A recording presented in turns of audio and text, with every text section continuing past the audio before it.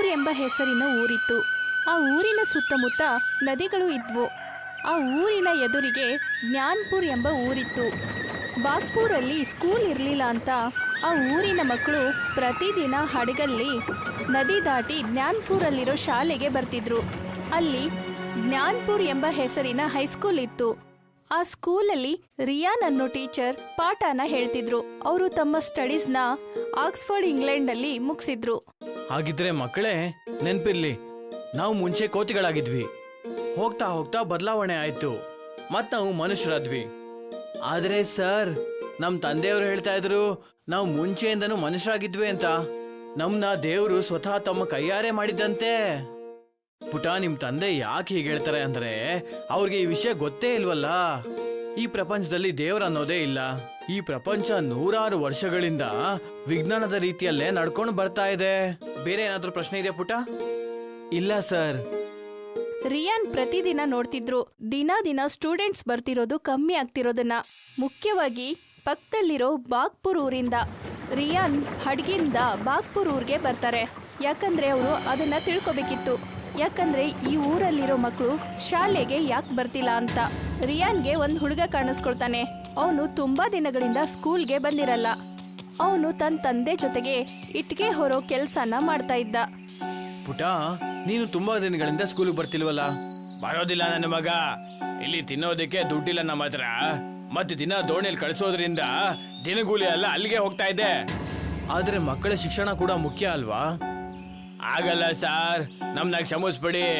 ನನ್ ಮಗ ನನ್ನ ಹಾಗೇನೆ ಕೂಲಿ ಕಾರ್ಮಿಕ ಆಗ್ತಾನೆ ಇದೇ ಊರಲ್ಲಿ. ರಿಯಾನ್ ಇದನ್ನೆಲ್ಲ ನೋಡಿದ್ಮೇಲೆ ಅವನ್ಗೆ ಬೇಜಾರಾಗುತ್ತೆ. ಈ ವಿಷಯವಾಗಿ ಅವನು ಬಾಗ್ಪುರ್ ಮುಖ್ಯಸ್ಥರ ಮನೆಗೆ ಹೋಗ್ತಾನೆ. ಮತ್ತೆ ಅವ್ರಿಗೆ ಹೇಳ್ತಾನೆ, ಈ ಊರಲ್ಲಿ ಇಲ್ಲಿವರೆಗೂ ಸ್ಕೂಲ್ ಯಾಕೆ ಮಾಡಿಲ್ಲ? ಮಕ್ಕಳು ಒಂದೂರಿಂದ ಇನ್ನೊಂದು ಊರಿಗೆ ಹೋಗಕ್ಕೆ ಆ ದೊಡ್ಡ ನದಿನ ದಾಟ್ಕೊಂಡು ಹೋಗ್ಬೇಕಾಗುತ್ತೆ. ಆಗಲ್ಲ, ಆಗೋದಿಲ್ಲ ಸಾಹೇಬ್ರೆ. ಸರ್ಕಾರದವ್ರು ದುಡ್ಡು ಕೊಟ್ರೆ ತಾನೇ ಸ್ಕೂಲ್ ಆಗೋದು. ಅದಿಲ್ದೆ ಹೇಗಾಗುತ್ತೆ? ನನ್ ಜೇಬಿಂದ ದುಡ್ಡು ತೆಗೆದು ಸ್ಕೂಲ್ ಕಟ್ಸಕ್ಕಾಗಲ್ಲ ತಾನೆ. ಮತ್ತೆ ದೋಣಿ ಬಾಡಿಗೆ ವಿಷಯಕ್ಕೆ ಬಂದ್ರೆ ಅದೆಲ್ಲ ನಂದೇ ತಾನೆ. ಒಬ್ಬ ವ್ಯಾಪಾರಿಯಾಗಿ ನಾನು ನನ್ನ ಲಾಭನ ಕೂಡ ನೋಡ್ಕೋಬೇಕು ತಾನೆ. ಸರ್ಕಾರ ಊರಿಗೆ ದುಡ್ಡು ಕಳಿಸುತ್ತೆ, ಒಳ್ಳೇದಾಯ್ತು ನಾನು ಪಕ್ಕದ ಊರಿಂದ ಈ ಊರಿಗೆ ಬಂದಿದ್ದು. ಆದ್ರೆ ನಿಮ್ ಬಗ್ಗೆ ಕೂಡ ಜನಗಳ ಬಾಯಲ್ಲಿ ಏನ್ ಬರುತ್ತೆ ಅಂತ ಕೇಳಿದೀನಿ. ಸರ್ಕಾರ ಕಳಿಸುವಂತ ದುಡ್ಡನ್ನ ನೀವ್ ನಿಮ್ ಜೇಬ್ಗೆ ಹಾಕೋತಾ ಇದ್ದೀರಾ. ಮತ್ ಅದರಿಂದಾನೇ ನಿಮ್ ದೋಣಿ ವ್ಯಾಪಾರ ಕೂಡ ತುಂಬಾ ಚೆನ್ನಾಗಾಗ್ತಾ ಇದೆ. ನೋಡಿ ಸಾಹೇಬ್ರೆ, ನೀವು ಬಂದಿರೋದು ಪಕ್ಕದೂರಿಂದ ತಾನೇ. ಅಷ್ಟೇ ಅಲ್ಲದೆ ಶಿಕ್ಷಕರು ಕೂಡ. ಅದಕ್ಕೆ ಸ್ವಲ್ಪ ಮರ್ಯಾದೆ ಕೊಡ್ತಾ ಇದ್ದೀನಿ. ಈಗ ಮರ್ಯಾದೆಯಿಂದ ಹೇಳ್ತಾ ಇದ್ದೀನಿ, ನೀವು ಸೈಲೆಂಟ್ ಆಗಿ ನಿಮ್ ಊರಿಗೆ ಹೋಗ್ತಾ ಇರಿ. ಇಲ್ಲಂತೂ ಏನು ಆಗಲ್ಲ. ಕೂಲಂತೂ ಮರ್ತ್ ಬಿಡಿ. ರಿಯಾನ್ಗೆ ನಿರಾಶೆ ಆಗುತ್ತೆ. ತನ್ನ ಮನೆಯಲ್ಲಿ ರಾತ್ರಿ ಹೊತ್ತು ಯೋಚನೆ ಮಾಡ್ತಾ ಕೂತಿರ್ತಾನೆ, ಮಕ್ಕಳಿಗೆ ಹೇಗ್ ಸಹಾಯ ಮಾಡೋದು ಅಂತ. ರಿಯಾನ್ ತನ್ನ ಫೋನ್ ತಗೊಂಡು ತನ್ನ ಫ್ರೆಂಡ್ ಹೀರಾಗೆ ಕಾಲ್ ಮಾಡ್ತಾನೆ. ಹೀರಾ ಇಂಗ್ಲೆಂಡಿಂದ ಕಾಲ್ ರಿಸೀವ್ ಮಾಡ್ತಾಳೆ. ಹಾ ರಿಯಾನ್, ಹೇಳು. ರಿಯಾನ್ ತನ್ನ ಸಮಸ್ಯೆಗಳನ್ನ ಹೀರಾ ಹತ್ರ ಹೇಳ್ಕೊತಾನೆ. ಇದನ್ನ ಕೇಳಿಸ್ಕೊಂಡು ಹೀರಾ ಹೇಳ್ತಾಳೆ, ರಿಯಾನ್, ನನ್ಗೊಂದು ವಿಷಯ ಅರ್ಥ ಆಗ್ತಾ ಇಲ್ಲ. ನೀನು ಆಕ್ಸ್ಫರ್ಡ್ ಯೂನಿವರ್ಸಿಟಿಯಲ್ಲಿ ಸ್ಟಡೀಸ್ ಮುಗಿಸಿದ್ಯಾ, ಆದ್ರೂ ಕೂಡ ನೀನ್ ಆ ಚಿಕ್ಕೂರಲ್ಲಿ ಕೆಲಸ ಮಾಡ್ತಾ ಇದೀಯಾ. ನಿನಗಿಲ್ಲಿ ಯಾರ್ ಬೇಕಾದ್ರೂ ಕೆಲಸ ಕೊಡ್ತಾರೆ, ಅದ್ಬಿಟ್ಟು ಈ ತರ ಸಮಸ್ಯೆಗಳನ್ನ ಯೋಚನೆ ಮಾಡ್ತಿದೀಯಾ. ನಮ್ ತಂದೆಯವರು ಹೇಳಿದ್ರು, ಒಬ್ಬ ಮನುಷ್ಯನ ಪ್ರಗತಿಗೊಳಿಸೋದಕ್ಕೆ, ಒಬ್ಬ ಮನುಷ್ಯನ ಅಭಿವೃದ್ಧಿಗೆ ಶಿಕ್ಷಣ ತುಂಬಾ ಮುಖ್ಯ ಅಂತ. ಅದಕ್ಕೆ ಅವರು ಒಟ್ಟು ಮಾಡಿದ ದುಡ್ಡನ್ನೆಲ್ಲ ಸೇರಿಸಿ ನನ್ನ ಶಿಕ್ಷಣಕ್ಕೆ ಉಪಯೋಗಿಸಿದ್ರು. ಸಣ್ಣ ಊರುಗಳಲ್ಲಿ ಶಿಕ್ಷಣ ತುಂಬಾನೇ ಕಾಸ್ಟ್ಲಿ. ಮತ್ತೆ ಈ ವಿಷಯ ನನಗೆ ತುಂಬಾ ಚೆನ್ನಾಗೇ ಗೊತ್ತಿದೆ. ಆದ್ರೆ ಬಾಗ್ಪುರಲ್ಲಿ ಯಾವುದೇ ಸ್ಕೂಲೇ ಇಲ್ಲ. ಹಾಗಾದ್ರೆ ಏನ್ ಮಾಡ್ಬೇಕಂತಿದೀಯಾ ರಿಯಾನ್, ಹೇಳು. ನಾನ್ ನಿನ್ಗೆ ಹೇಗ್ ಸಹಾಯ ಮಾಡ್ಬೋದು? ನಾನ್ ಕೇಳೋದೇನಂದ್ರೆ, ನೀನ್ ನನಗೆ ಸ್ವಲ್ಪ ದುಡ್ಡಿನ ಸಹಾಯ ಮಾಡ್ತೀಯಾ? ಅದರಿಂದ ನಾನು ಬಾಗ್ಪುರಲ್ಲಿ ಒಂದ್ ಸ್ಕೂಲ್ ಓಪನ್ ಮಾಡ್ಬೋದು. ರಿಯಾನ್, ನೀನ್ ಈ ವಿಷಯ ಹೇಳಿದಾಗ ನನ್ಗೊಂದ್ ನೆನ್ಪಾಯ್ತು. ಇಂಡಿಯಾದಲ್ಲಿ ನನ್ನ ತಂದೆ ಕಂಪ್ನಿ ನೀರಲ್ಲಿ ತೇಲಾಡೋ ಒಂದ್ ಬಿಲ್ಡಿಂಗ್ ಆಗ್ತಾ ಇದೆ. ನಾನ್ ಕೇಳ್ಪಟ್ಟೆ ಅವರೊಂದು ಸ್ಕೂಲ್ ಕೂಡ ಮಾಡಿದ್ದಾರೆ ಅಂತ. ಆದ್ರೆ ಅದು ಸಿಟಿನಲ್ಲಿ ಉಪಯೋಗ ಆಗ್ತಾ ಇಲ್ಲ. ಅದರಿಂದ ಏನಾದ್ರೂ ಹೆಲ್ಪ್ ಆಗ್ಬೋದಾ? ಖಂಡಿತವಾಗ್ಲು, ಇದು ನನ್ನ ಎಲ್ಲಾ ಸಮಸ್ಯೆಗಳಿಗೆ ಪರಿಹಾರ. ನೀನ್ ಅಷ್ಟ್ ಮಾಡಿದ್ರೆ ಸಾಕು. ಆದ್ರೆ ನನ್ನ ಹತ್ರ ಅಷ್ಟೊಂದು ದುಡ್ಡಿಲ್ವಲ್ಲ. ನೀನ್ ಚಿಂತೆನೆ ಮಾಡ್ಬೇಡ. 3 ದಿನದಲ್ಲಿ ಆ ತೇಲೋ ಸ್ಕೂಲು ನಿನ್ ಊರಲ್ಲಿ ಬಂದ್ ತಲುಪುತ್ತೆ. ಅದು ಈಜಾಡ್ತಾ. ಧನ್ಯವಾದ ಹೀರ್, ತುಂಬಾ ತುಂಬಾ ಧನ್ಯವಾದ. ರಿಯಾನ್ 3 ದಿನಗಳವರೆಗೆ ವೇಟ್ ಮಾಡ್ತಾನೆ. ಪ್ರತಿದಿನ ಸ್ಕೂಲಲ್ಲಿ ಪಾಠ ಹೇಳಿದ್ಮೇಲೆ ಅವನು ನದಿ ದಡದಲ್ಲಿ ಬಂದು ನಿಂತ್ಕೊಳ್ತಾ ಇದ್ದ. 3ನೇ ದಿನ ಬಂದ ತಕ್ಷಣ ಒಂದು ದೊಡ್ಡದಾದ ಬಿಲ್ಡಿಂಗ್ ಒಂದು ಕಲ್ಲಿನ ಮೇಲೆ ತೇಲ್ತಾ ಬರೋದನ್ನ ರಿಯಾನ್ ನೋಡ್ತಾನೆ. ಆ ಬಿಲ್ಡಿಂಗ್ ತೇಲ್ಕೊಂಡು ನದಿ ದಡದ ಹತ್ರ ಬಂದು ನಿಂತ್ಕೊಳ್ಳುತ್ತೆ. ರಿಯಾನ್ ಆ ಸ್ಕೂಲ್ ಮೇಲ್ಭಾಗದಲ್ಲಿ ನೋಡಿದಾಗ ಅಲ್ಲಿ ಸೋಲಾರ್ ಪ್ಯಾನಲ್ ಇರುತ್ತೆ. ಇದರಿಂದಾಗಿ ಆ ಸ್ಕೂಲ್ ಬಿಲ್ಡಿಂಗ್ ಯಾವುದೇ ಪೆಟ್ರೋಲ್ ಡೀಸೆಲ್ ಇಲ್ಲದೆ ತೇಲ್ತಾ ಒಂದ್ ಜಾಗದಿಂದ ಇನ್ನೊಂದ್ ಜಾಗಕ್ಕೆ ಹೋಗ್ಬೋದಿತ್ತು.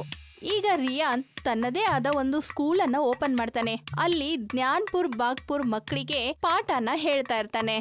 ಬಾಗ್ಪುರಿನ ಅದೇ ವ್ಯಕ್ತಿ ತನ್ನ ಮಗುಗೆ ಸ್ಕೂಲ್ಗೆ ಸೇರ್ಸಕ್ಕಾಗಲ್ಲ ಅಂತ ತನ್ನ ಮಗುನ ರಿಯಾನ್ ಸ್ಕೂಲ್ಗೆ ಅಡ್ಮಿಷನ್ ಮಾಡಿಸ್ದ. ನಿಮ್ಗೆ ತುಂಬಾ ತುಂಬಾ ಧನ್ಯವಾದ. ನಿಮ್ಮ ಕಾರಣದಿಂದ ನನ್ನ ಮಗ ಶಿಕ್ಷಣ ಪಡೆಯೋದಕ್ಕೆ ಸಹಾಯ ಆಯ್ತು. ದೇವ್ರು ನಿಮ್ಗೆ ಒಳ್ಳೇದು ಮಾಡ್ಲಿ. ದೇವ್ರ ಬಗ್ಗೆ ಅಂತೂ ನನಗೆ ಗೊತ್ತಿಲ್ಲ, ಆದ್ರೆ ನೀವು ನನಗೆ ಧನ್ಯವಾದ ಹೇಳ್ಬಿಡಿ. ಆದ್ರೆ ಸಮಯ ಸರಿಯಾಗಿ ಇನ್ನು ಮುಂದೆ ನಿಮ್ಮ ಮಗನ್ನ ಈ ತೇಲುವಂತ ಸ್ಕೂಲ್ಗೆ ಕಳಿಸ್ಕೊಡಿ. ರಿಯಾನ್ ಆ ತೇಲಾಡ್ತಿರೋ ಸ್ಕೂಲಲ್ಲಿ ಪಾಠನ ಹೇಳ್ತಾ ಇರ್ತಾನೆ. ಇನ್ನೊಂದ್ ಕಡೆ ಮುಖ್ಯಸ್ಥನ ಕೆಲಸಗಾರನಾದ ಅಂಬಿ ಹಡಗಿನ ವ್ಯಾಪಾರದ ಬಗ್ಗೆ ಮುಖ್ಯಸ್ಥನ ಹತ್ರ ಹೇಳಕ್ ಬರ್ತಾನೆ. ಬಾ ಬಾ ಅಂಬಿ, ಇವತ್ತಾದ್ರೂ ಒಳ್ಳೆ ಸುದ್ದಿ ತಂದಿದ್ಯಾ ತಾನೆ? ಮುಖ್ಯಸ್ಥರೇ, ಯಾವತ್ತಿಂದ ನೀವು ದೋಣಿ ಪ್ರಯಾಣದ ದರವನ್ನ ಹೆಚ್ಚು ಮಾಡಿದ್ರು ಅವತ್ತಿಂದ ವ್ಯಾಪಾರ ಕಡಿಮೆ ಆಗಿದೆ. ಊರ್ನವರು ತಮ್ಮ ಮಕ್ಕಳನ್ನ ಸ್ಕೂಲ್ ಕಳಿಸೋದಕ್ಕೆ ಬಿಟ್ಬಿಟ್ಟಿದ್ದಾರೆ. ಅದನ್ನ ಕಟ್ಕೊಂಡು ನನಗೇನಾಗ್ಬೇಕು? ಸರಿಯಾದ ವಿದ್ಯೆ ಅವ್ರಿಗೆ ಸಿಗ್ಲಿಲ್ಲ ಅಂದ್ರೆ ಅವ್ರ ತಂದೆ ತಾಯಿ ಹಾಗೆ ನನ್ನ ಗುಲಾಮರಾಗಿ ಇದ್ದು ಬಿಡ್ತಾರೆ. ಏನಂತೀಯ? ಆಗಲ್ಲ ಮುಖ್ಯಸ್ಥರೇ. ರಿಯಾನ್ ಯಾವ್ದೋ ತೇಲುವಂತ ಸ್ಕೂಲ್ನ ಬಾಗ್ಪುರಿಗೆ ತಂದಿದ್ದಾನೆ. ಹೆಚ್ಚು ಕಮ್ಮಿ 2 ವಾರ ಆಗಿರ್ಬೇಕು. ಯಾವಾಗಿಂದ ಆ ತೇಲುವಂತ ಸ್ಕೂಲ್ ಬಂತೋ ಅವತ್ತಿನ ಬಿಸ್ನೆಸ್ ಎಲ್ಲ ಹಾಳಾಗೋಗಿದೆ. ಹಿಂಗೆ ಹೋದ್ರೆ ಮುಂದೆ ತುಂಬಾ ಕಷ್ಟ ಸಾಹೇಬ್ರೆ. ದೋಣಿ ಎಲ್ಲ ಸೈಡಿಗೆ ನಿಲ್ಸ್ಬೇಕಾಗುತ್ತೆ. ಅದೇ ಕಾರಣಕ್ಕೆ ಓದಿರೋರ್ ಕಂಡ್ರೆ ನನಗೆ ಆಗೋದೇ ಇಲ್ಲ. ಯಾವಾಗ್ಲೂ ನನ್ನ ದಾರಿಗೆ ಅಡ್ಡವಾಗಿ ನಿಂತ್ಕೋತಾರೆ. ಅಲ್ಲ, ತೇಲುವಂತ ಸ್ಕೂಲ್ ನಿಜವಾಗ್ಲೂ ತೇಲುತ್ತಾ? ನಿಜವಾಗ್ಲೂ ನೀರಲ್ಲಿ ತೇಲುತ್ತೆ. ಆ ಸ್ಕೂಲ್ ಇರೋದು ಎಲ್ಲಿ? ಇಲ್ಲೇ ನದಿ ತೀರದಲ್ಲಿ ಬಾಗ್ಪುರಲ್ಲಿ. ಬೆಳಗಾಗ್ತಿದಾಗೆ ಅವನ ಅದನ್ನ ತಗೊಂಡ್ ಬಂದ್ಬಿಡ್ತಾನೆ. ಯಾರು ಕೂಡ ಆ ಸ್ಕೂಲ್ಗೆ ಹಾನಿ ಉಂಟು ಮಾಡಬಾರ್ದು ಅಂತ. ಅದಕ್ಕೆ ಅವನು ಆ ತೇಲುವಂತ ಸ್ಕೂಲ್ನ ನೀರ್ ಮೇಲೆ ಇಟ್ಟಿರ್ತಾನೆ. ಅವನ್ ಸಾಮಾನ್ಯಕ್ಕಿಲ್ಲ. ರಿಹಾನ್ ಹತ್ರ ಬುದ್ಧಿ ಏನೋ ಇದೆ. ಈಗ ನಾನ್ ನಿನಗೆ ತೋರಿಸ್ತೀನಿ ನಾನು ಏನೇನ್ ಮಾಡಕ್ ಸಾಧ್ಯ ಅಂತ. ನನ್ನ ಗಡ್ಡ ಕೂದಲು ಸುಮ್ಮನೆ ಬೆಳಗಾಗಿಲ್ಲ. ಅಂಬಿ, ಪೆಟ್ರೋಲ್ ಗ್ಯಾಲನ್ನ ತಯಾರು ಮಾಡ್ಕೋ. ಯಾಕೆ ಮುಖ್ಯಸ್ಥರೇ? ಎಲ್ಲ ಹೇಳ್ತೀನಿ. ರಿಯಾನ್ ಆ ತೇಲಾಡ್ತಿರೋ ಸ್ಕೂಲನ್ನ ಬಾಗ್ಪುರ್ ನದಿ ದಡದಲ್ಲಿ ಇಡ್ತಾನೆ. ಮತ್ತೆ ಆ ಸ್ಕೂಲ್ ನದಿ ದಡದಿಂದ ಸ್ವಲ್ಪ ದೂರದಲ್ಲಿರುತ್ತೆ. ರಾತ್ರಿಯಲ್ಲಿ ಅಂಬಿ ಮತ್ತೆ ಮುಖ್ಯಸ್ಥ 3 ಕ್ಯಾನ್ಗಳಷ್ಟು ಪೆಟ್ರೋಲ್ ಅನ್ನ ನದಿ ದಡದಲ್ಲಿ ತಂದಿಡ್ತಾರೆ. ಈಗ ನೋಡ್ತೀನಿ ಆ ರಿಹಾನ್ ಈ ಸ್ಕೂಲ್ನ ಹೇಗ್ ಕಾಪಾಡ್ತಾನೆ ಅಂತ. ನೀವೇನ್ ಮಾಡ್ಬೇಕು ಅಂತ ಯೋಚನೆ ಮಾಡ್ತಾ ಇದ್ದೀರಾ? ಈ ಪೆಟ್ರೋಲ್ ಗ್ಯಾಲನ್ನ ನೀರಿಗೆ ಬೆರೆಸ್ಬಿಡು. ನಾವು ನೀರಿಗೆ ಬೆಂಕಿ ಹಚ್ಚೋಣ. ಆಗ ನಿಧಾನವಾಗಿ ಆ ಸ್ಕೂಲು ಸುಟ್ಟು ಬೂದಿ ಆಗುತ್ತೆ. ಈಗೆಲ್ಲ ಮಾಡ್ಬೇಡಿ ಮುಖ್ಯಸ್ಥರೇ. ನೀನ್ ಯಾಕೆ ನಿನ್ ಬಗ್ಗೆ ಯೋಚನೆ ಮಾಡ್ತಾ ಇಲ್ಲ? ನೀನೇ ಯೋಚನೆ ಮಾಡು. ಈ ಎಲ್ಲ ಬಡ ಮಕ್ಕಳು ಓದೋದಕ್ಕೆ ಶುರು ಮಾಡ್ಕೊಂಡ್ರೆ ಇವರೆಲ್ಲ ನಿನ್ನ ಮಕ್ಕಳಿಗಿಂತ ತುಂಬಾ ಬುದ್ಧಿವಂತರಾಗ್ಬಿಡ್ತಾರೆ. ಮತ್ ಮುಂದೆ ಹೋಗ್ತಾ ಹೋಗ್ತಾ ಅವ್ರು ನಿನ್ನ ಮಕ್ಕಳಿಗೆ ಕೆಲಸ ಮಾಡಕ್ಕೆ ಒಪ್ಕೊಳ್ಳೋದೇ ಇಲ್ಲ. ನೋಡ್ತಾ ಇರು. ನಿಮ್ ಮಾತೇನೋ ಸರಿಯಾಗಿದೆ ಮುಖ್ಯಸ್ಥರೇ. ಮುಖ್ಯಸ್ಥ ಮತ್ತೆ ಅಂಬಿ ಆ ಪೆಟ್ರೋಲ್ ಕ್ಯಾನ್ಗಳನ್ನ ನದಿಗೆ ಸುರಿತಾರೆ. ಅಂಬಿ ತನ್ನ ಜೇಬಿಂದ ಮ್ಯಾಚ್ ಬಾಕ್ಸ್ ಅನ್ನ ತೆಗಿತಾನೆ ಮತ್ತೆ ಮುಖ್ಯಸ್ಥನಿಗೆ ಕೊಡ್ತಾನೆ. ಇದ್ ತಗೊಳ್ಳಿ ಮುಖ್ಯಸ್ಥರೇ, ಮ್ಯಾಚಸ್.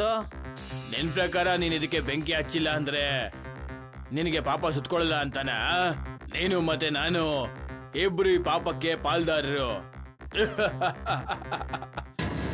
ಪ್ರಧಾನ್ ಮ್ಯಾಚ್ ಬಾಕ್ಸ್ ಹಚ್ಚಿ ನದಿಗೆ ಬಿಸಾಕ್ತಾನೆ ಮತ್ತೆ ನೀರ್ಗೆಲ್ಲ ಬೆಂಕಿ ಹತ್ಬಿಡುತ್ತೆ. ಬೆಳಿಗ್ಗೆ ಸೂರ್ಯ ಹುಟ್ಟೋಷ್ಟ್ರಲ್ಲೇ ಮುಖ್ಯಸ್ಥ ಮತ್ತೆ ಅಂಬಿ ಅಲ್ಲೇ ಹತ್ರದಲ್ಲಿರೋ ಒಂದು ಕಲ್ಲು ಬಂಡೆ ಮೇಲೆ ನಿಂತ್ಕೊಂಡಿರ್ತಾರೆ. ಅಲ್ಲಿ ನಿಂತ್ಕೊಂಡು ಆ ಸ್ಕೂಲ್ ಸುಡೋದನ್ನ ಕಾಯ್ತಾ ಇರ್ತಾರೆ. ಆಗ ರಿಯಾನ್ ನದಿ ದಡಕ್ಕೆ ಬಂದ್ ನೋಡಿದಾಗ ಆ ಬೆಂಕಿ ನೋಡಿ ಅವನಿಗೆ ಆಶ್ಚರ್ಯ ಆಗುತ್ತೆ. ಬೆಂಕಿ! ಈ ಬೆಂಕಿ ಸ್ಕೂಲ್ ಕಡೆ ಹೋಗ್ತಾ ಇದೆ. ನಾನೇನ್ ಮಾಡ್ಲಿ? ಈ ಸ್ಕೂಲ್ ಎಲ್ಲ ಮಕ್ಕಳ ಭವಿಷ್ಯ. ರಿಯಾನ್ಗೆ ಏನು ಅರ್ಥ ಆಗ್ತಾ ಇರಲಿಲ್ಲ. ಆಗ ಅವನ್ ಫ್ರೆಂಡ್ಗೆ ಹೀರಾಗೆ ಕಾಲ್ ಮಾಡ್ತಾನೆ. ಹೀರ್, ಯಾರೋ ನದಿಗೆ ಬೆಂಕಿ ಹಾಕಿದ್ರು. ಆ ಬೆಂಕಿ ನಿಧಾನವಾಗಿ ಸ್ಕೂಲ್ ಹತ್ರ ಹೋಗ್ತಾ ಇದೆ. ಹೇಳು, ಬೇಗ ಹೇಳು, ಏನ್ ಮಾಡ್ಲಿ ನಾನು? ನನ್ನ ಕ್ಷಮಿಸ್ಬಿಡು ರಿಯಾನ್, ನಾನು ಇದರಲ್ಲಿ ನಿನ್ಗೇನು ಹೆಲ್ಪ್ ಮಾಡಕ್ಕಾಗಲ್ಲ. ಈಗ ನೀನು ದೇವ್ರ ಹತ್ರ ಪ್ರಾರ್ಥನೆ ಮಾಡ್ಬೇಕು ಆ ಬೆಂಕಿ ಸ್ಕೂಲಿಗೆ ಹತ್ಕೊಳ್ಳೋದನ್ನ ನಿಲ್ಸು ಅಂತ, ಇಲ್ಲ ಅಂದ್ರೆ ಮಳೆ ಬರ್ಬೇಕು ಅಷ್ಟೇ. ಇದು ಚಳಿಗಾಲ ತಾನೆ, ಮಳೆ ಮಳೆ ಬರ್ಬೇಕು ಅಂದ್ರೆ ಇನ್ನು 4-5 ತಿಂಗಳು ಬೇಕು. ನಾನ್ ಇದ್ರಲ್ಲಿ ಯಾವುದೇ ಹೆಲ್ಪ್ ಮಾಡಕ್ಕಾಗಲ್ಲ ರಿಯಾನ್. ರಿಯಾನ್ ಫೋನ್ ಕಟ್ ಮಾಡ್ತಾನೆ. ಅವನ್ಗೆ ತುಂಬಾನೇ ದುಃಖ ಆಗಿತ್ತು. ಆಕಾಶನ ನೋಡಿ ದೇವ್ರ ಹತ್ರ ಬೇಡ್ಕೊಳ್ತಾ ಇರ್ತಾನೆ. ಹೇ ದೇವ್ರೆ, ನೀನ್ ನಿಜವಾಗ್ಲೂ ಇದ್ರೆ ದಯವಿಟ್ಟು ಈ ಸ್ಕೂಲ್ ಸುಟ್ಟೋಗಕ್ ಬಿಡ್ಬೇಡ. ನಾನು ಯಾವತ್ತೂ ನಿನ್ನ ನಂಬಲೇ ಇಲ್ಲ, ಆದ್ರೆ ಇವತ್ತು ನಿನ್ನ ಕೇಳ್ತಾ ಇದ್ದೀನಿ, ಈ ಬೆಂಕಿ ಸ್ಕೂಲ್ಗೆ ತಲುಪೋದಕ್ಕೆ ಬಿಡ್ಲೇಬೇಡಿ. ಹೇ ದೇವ್ರೆ, ನನ್ನ ಪ್ರಾರ್ಥನೆ ಕೇಳಿಸ್ಕೊಳ್ಳಿ. ಹೇ ದೇವ್ರೆ, ನನ್ನ ಪ್ರಾರ್ಥನೆ ಕೇಳಿಸ್ಕೊಳ್ಳಿ. ರಿಯಾನ್ ಪ್ರಾರ್ಥನೆ ಮಾಡ್ತಿದ್ದಂಗೆ ಜನವರಿ ತಿಂಗಳಲ್ಲಿ ಊರು ಕಪ್ಪು ಮೋಡಗಳಿಂದ ತುಂಬಿಕೊಳ್ಳುತ್ತೆ. ಆಗ ಜೋರಾಗಿ ಮಳೆ ಬರೋಕೆ ಶುರು ಆಗುತ್ತೆ. ಆ ಬೆಂಕಿ ಸ್ಕೂಲ್ಗೆ ಹತ್ಕೊಳ್ಳೋಕ್ಕಿಂತ ಮುಂಚೆನೆ ಆರು ಹೋಗುತ್ತೆ. ಮುಖ್ಯಸ್ಥರೇ, ಈ ಮಳೆ ಹೇಗೆ ಗೊತ್ತಿಲ್ಲ ಕಣೋ. ಅವರಿಬ್ರು ಮಾತಾಡ್ತಿರುವಾಗ ಆಕಾಶದಿಂದ ಸಿಡಿಲ್ ಬಂದು ಅವ್ರಿಗೆ ಬಂದು ಬಡಿಯುತ್ತೆ. ರಿಯಾನ್ ಸ್ಕೂಲ್ ಈಗ ಸುರಕ್ಷಿತವಾಗಿರುತ್ತೆ. ಮುಂದೆನೂ ಕೂಡ ಆ ಸ್ಕೂಲ್ಗೆ ಯಾವುದೇ ಸಮಸ್ಯೆಗಳು ಕೂಡ ಬರೋದಿಲ್ಲ.